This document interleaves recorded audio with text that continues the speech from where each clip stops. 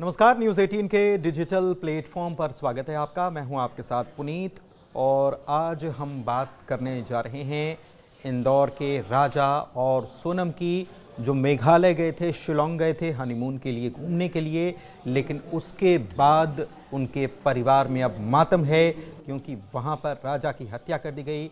जबकि सोनम कहां है, अभी तक इस बारे में कुछ भी पता नहीं चल पाया है। हालांकि ड्रोन से सोनम रघुवंशी की खोज के लिए प्रयास लगातार किए जा रहे हैं और अभियान भी चल रहा है, लेकिन वहां पर लगातार बारिश होने की वजह से स्थितियां अनुकूल नहीं हैं। इसके बावजूद भी पुलिस अपने तौर पर पूरे प्रयास करती हुई नजर आ रही है। परिजनों की तरफ से इस मामले में 5 लाख रुपए का इनाम देने की घोषणा की गई है कि जो भी सोनम के बारे में कोई जानकारी देगा, उनकी बहू के बारे में कोई जानकारी देता है तो 5 लाख रुपए उसे इनाम के तौर पर दिए जाएंगे। परिजनों को ये उम्मीद है कि सोनम ठीक हो और जल्द ही वो लौट आए, लेकिन राजा के जाने से परिजनों का रो रो कर बुरा हाल है और स्थितियां घर में जो हैं वो मातम की बनी हुई हैं। कल राजा का अंतिम संस्कार किया गया था। परिजनों की तरफ से इस बारे में मांग की गई है कि इस मामले की जांच सीबीआई से कराई जानी चाहिए, क्योंकि जब राजा का अंतिम संस्कार किया गया तब वहां पर भी एक पोस्टर लगाया गया और उस पर लिखा था कि मैं मरा नहीं हूं, मुझे मारा गया है और मुझे इंसाफ चाहिए और सीबीआई से पूरे मामले की जाँच कराई जानी चाहिए। लेकिन कुछ तथ्यों की बात करना यहाँ पर बहुत ज़रूरी है और उन्हीं तथ्यों का जिक्र या उन्हीं तथ्यों की चर्चा आज हम आपके साथ करने वाले हैं। मामला क्या है, अभी तक जो जो चीज़ें सामने आई हैं वो हम आपके सामने एक एक करके रखने वाले हैं, क्योंकि राजा की बॉडी जब मिली थी तो उनके हाथ मुट्ठी बंधी हुई थी, उनके हाथ जो है ऐसे जकड़े हुए थे। जब पुलिस की तरफ से उन्हें खोला गया तो उसमें से एक हैरान कर देने वाली चीज़ मिली है। जब मुट्ठी खोली गई तो उसमें से सफ़ेद रंग के कपड़े का टुकड़ा मिला है। अब ये कपड़े का टुकड़ा किसका है, इस बात की पड़ताल भी की जाएगी। फॉरेंसिक जांच के लिए ये सैंपल सब इकट्ठा किए गए हैं।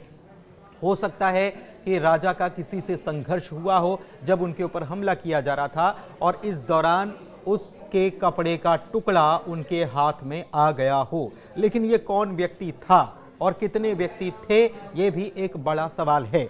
इसके अलावा जो वहाँ पर घटनास्थल है, पुलिस ने जो बताया है उसके मुताबिक वहाँ पर एक फीमेल सफ़ेद रंग की शर्ट भी मिली है और कुछ ही दूरी पर एक फीमेल रेनकोट भी मिला है। लेकिन ये शर्ट या ये रेनकोट किसका है, अभी ये भी साफ नहीं हो पाया है।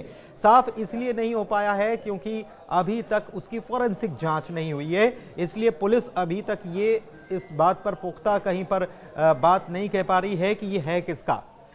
क्या ये सोनम के ही कपड़े हैं या फिर नहीं हैं? नहीं है तो ठीक, अगर सोनम के कपड़े हैं तो फिर भी कई सारे सवाल खड़े होते हैं।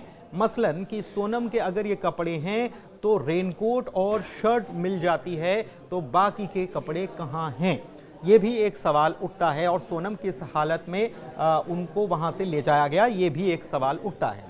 एक बात और है कि जिस हथियार से हत्या की गई उसका नाम डाऊ है। ये स्थानीय तौर पर इसका इस्तेमाल किया जाता है, लकड़ी काटने के लिए यहाँ के लोग इसका इस्तेमाल करते हैं।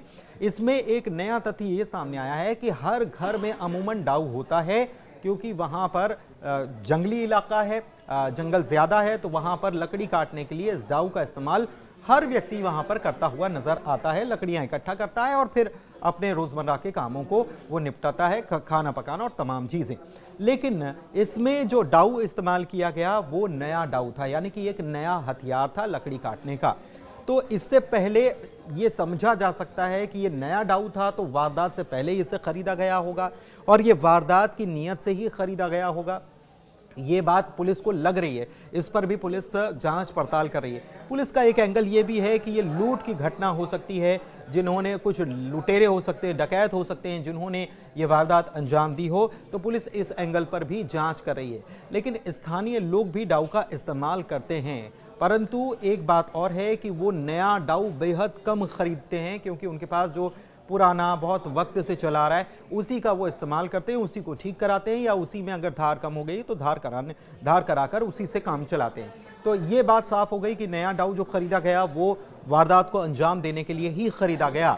मौकाए वारदात पर ही हथियार भी मिल गया, तो ये भी सवाल खड़ा होता है कि मौकाए वारदात पर हथियार छोड़ा कैसे जाता। अमूमन क्या होता है कि कभी भी ऐसी घटनाएं जब होती हैं तो ये हिस्ट्री बताती है या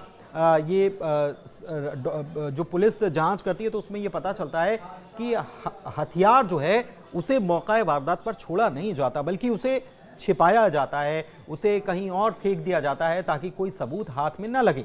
लेकिन ये हत्यारा जो है हथियार छोड़कर भाग गया है। तो इसके पीछे क्या है, इस मामले में क्या जानबूझकर ये सब किया गया है या घबरा कर ये सब किया गया है कि वारदात को अंजाम दी गई और उसके बाद हथियार वहीं फेंक दिया गया? ये भी एक बड़ा सवाल है। क्या ये क्राइम सीन क्रिएट किया गया?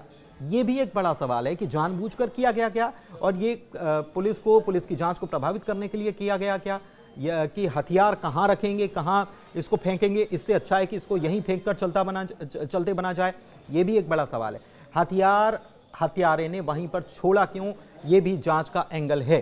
इसके साथ पुलिस इस बात की भी जांच कर रही है कि सोनम के साथ कहीं कोई गलत हरकत तो नहीं की गई, क्योंकि वो कपड़े जो मिले हैं उससे एक डाउट क्रिएट हो रहा है कि महिला के कपड़े वहां से मिले हैं। लेकिन बात वही है कि कपड़े पूरे नहीं हैं, यानी कि केवल शर्ट है और फिर रेनकोट है।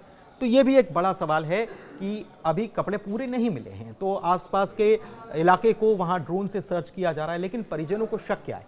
परिजनों को शक है कि वहां पर कुछ लोग ऐसे भी सक्रिय हैं। उन्होंने आसपास के लोग, जो स्थानीय लोग जो हैं, जब राजा और सोनम को खोजा जा रहा था, परिजन इतने दिनों से मौजूद थे, तो उनसे बातचीत की और उनसे बातचीत में उनको जो खबर लगी या उनको जो जानकारी लगी उसके मुताबिक उनको ये लग रहा है, उनको शक जाहिर हो रहा है कि मानव और अंग तस्कर जो है यहाँ पर वो सक्रिय रहते हैं और ऐसे में कहीं सोनम को अगवा करके बेच तो नहीं दिया गया या अंगों का सौदा करने के लिए तो कुछ नहीं किया गया।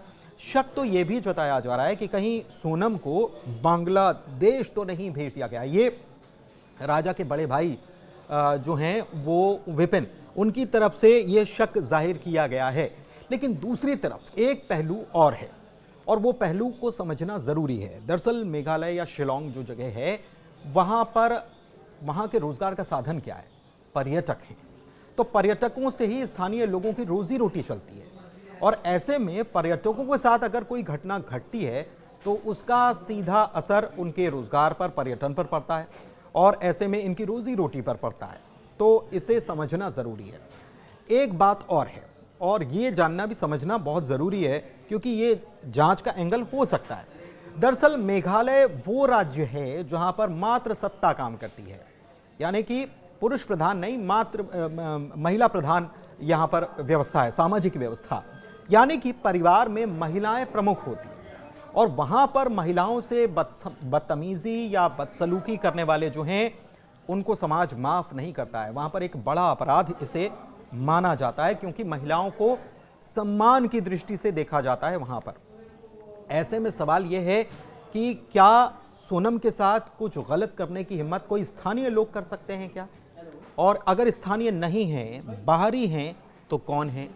पुलिस इस एंगल पर भी जांच कर रही है कि क्या मौका वारदात से पहले वहां पर कोई मौजूद था, यानी कि घटना हुई उसके पहले ही वहां पर कोई पहुंच गया था क्या, जिसे पहले से इनके आने की खबर थी कि ये आने वाले हैं। तो पुलिस का एंगल ये भी है। पुलिस और भी चीज़ें खंगाल रही है, मसलन होटल के सीसीटीवी फुटेज को भी खंगाला गया है जिस होटल में ये रुके हुए थे। उस होटल के मालिक से भी बात की गई है।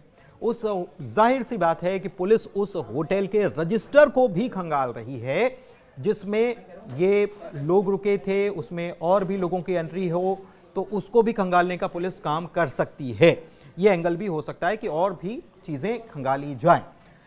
सोनम और राजा जिसमें ठहरे हुए थे उसका सीसीटीवी नज़र आ रहा है और उसमें नज़र आ रहा है कि राजा ने भी वाइट कलर के कपड़े पहन रखे थे, सोनम ने भी वाइट कलर के कपड़े पहन रखे थे। राजा ने एक स्लिंग बैग जो है वो उन्होंने लगा रखा था।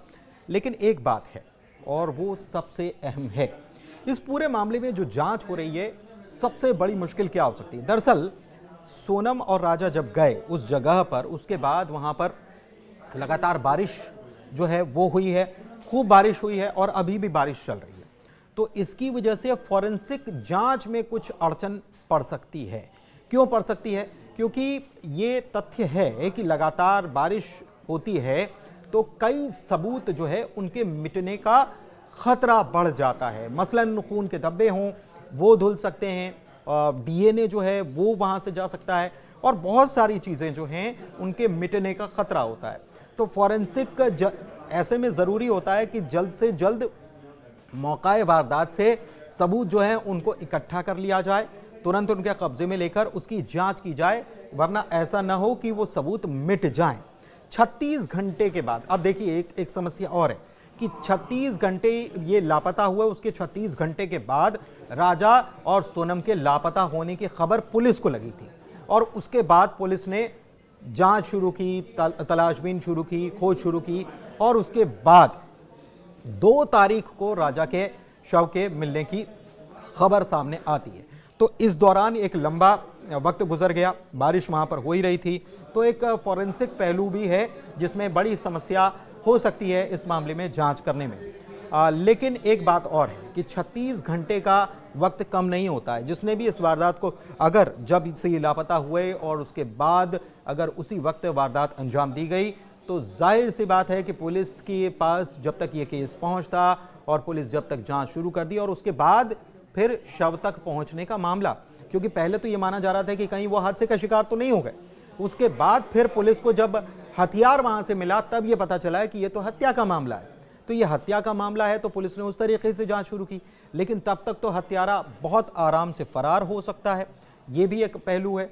तो ये कई सारे पहलू हैं, कई सारे सवाल हैं जिनके बारे में अभी तक पुलिस के हाथ खाली ही हैं कि सोनम कहाँ हैं, कुछ पता नहीं है। लेकिन बहुत सारे एंगल है जिस पर पुलिस जांच कर रही है। मुख्य एंगल पुलिस की तरफ से इस मामले में बताया गया है कि लूट का ये मामला हो सकता है, लेकिन स्थानीय लोग क्या ऐसा करेंगे, सवाल ये भी है, क्योंकि उनकी रोजी रोटी का मामला है।